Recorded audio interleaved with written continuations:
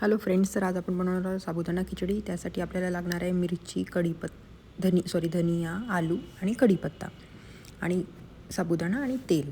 Okay, तर आज आपण आणि मसाले जे खूप महत्त्वाचे आहेत आणि मीठ.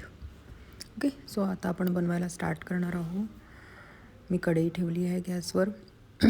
आता आपण त्याला लायटर आणि गॅस चालू करून घेऊया. कढईतलं तेल गरम होऊ देऊ. तेल हे मी सोयाबीनचं वापरते. मी इतक्यातच सोयाबीनचं तेल वापरायला सुरुवात केली आहे. आधी मी राईस ब्रॅन तेल वापरायची. सो आता मी थोडी प्रेप करत आहे. मला शेंगदाणे भाजायचे आहे. आपण शेंगदाणे मायक्रोवेव्ह करून घेऊयात. शेंगदाणे मी एका बॉलमध्ये घेतले आहे, जे मायक्रोवेव्ह सेफ आहे. आता आपण ते मायक्रोवेव्हमध्ये ठेवणार आहोत. 4 ते 5 मिनटासाठी आपण ते आता मायक्रोवेव्ह करून घेणार आहोत. तेल गरम झालं आहे. आता मी त्याचं फर्स्ट जिरा, मोहरी टाकत आहे. देन मी त्याच्यामध्ये कढीपत्ता, देन मिरची आणि मी आलू किसून टाकला आहे. तो मला दाखवण्यात आलेला नाही, पण मी तो आलू ग्रेटरनी ग्रेट करून त्याच्यात ॲड केलेला आहे.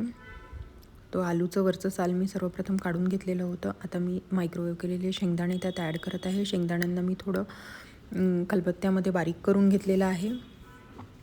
तुम्ही पण तसं करू शकता किंवा तुम्ही मिक्सरमध्ये करू शकता, पण मिक्सरमध्ये केल्यानंतर त्याची जास्त बारीक पावडर होण्याची शक्यता आहे आणि मग ते मला तितकेसे आवडत नाही. पण हे शेंगदाणे असे जर तुम्ही खलबत्त्यामध्ये थोडे क्रश करून घेतले तर ते जास्त बेटर टेस्ट देतात. ओके, सो आता मी हे सगळं मिक्स करून घेत आहे.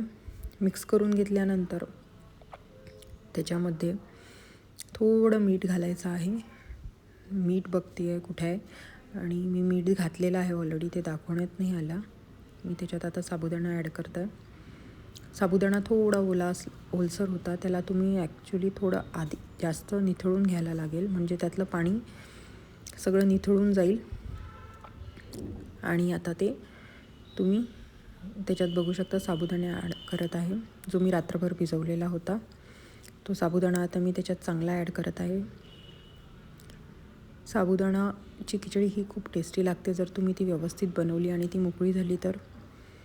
अदरवाईज त्याचा एक जो टेक्स्चर आहे तो नाही आला प्रॉपर, तर ती खायला तितकीशी छान वाटत नाही. मी सगळे इन्ग्रेडियंट्स मिक्स करून घेत आहे.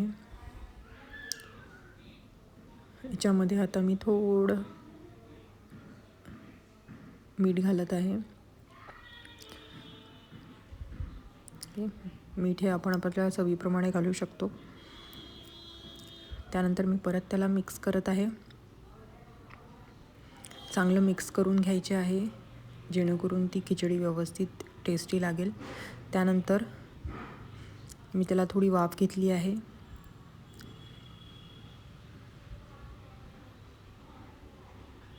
आता मी त्या खिचडीमध्ये निंबू पिळत आहे.